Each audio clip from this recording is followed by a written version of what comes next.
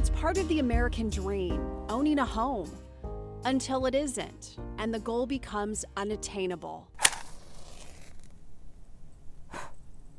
Many buyers here in the Valley are just burned out. This is my home away from home. It's as close as I can get to a home. Jason Smith likes his stainless steel appliances, fireplace, and office. Full functioning for a child who's like 80 pounds or less, and up here, and the couch comes out to a bed. The picky plumber even approves of his new bathroom, but his situation isn't ideal. How many offers have you made, would you say, ballpark?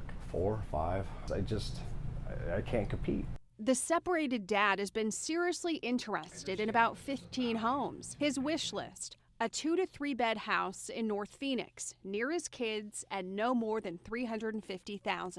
It is impossible, because if you're hitting a house for $350,000, then you offer $370, you're going to get rebutted. Somebody's going to pay $390.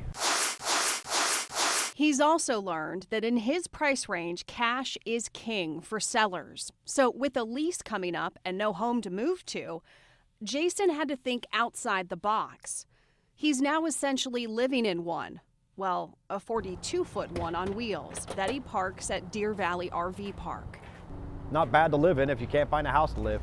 Even with a highway, an airport nearby, and a lovely view of the castle, Jason is still spending about $1,000 a month just to rent a space for his RV. He says, though, it's cheaper than buying a house. I lowered every standard I have to bid on houses. That's where I was at. I just finally said, you know what, whatever I can get in, I will bid at. And I still was overbid. I mean, not just a little, but to the point to where I just could not compete. About 20 minutes away, Jamie DeSanto almost bailed on her home search. I got very depressed. I wanted to give up. The first-time home buyer started looking in January. Her wish list: a 3-bed, 2-bath home in North Phoenix under $380,000. She put in 12 offers.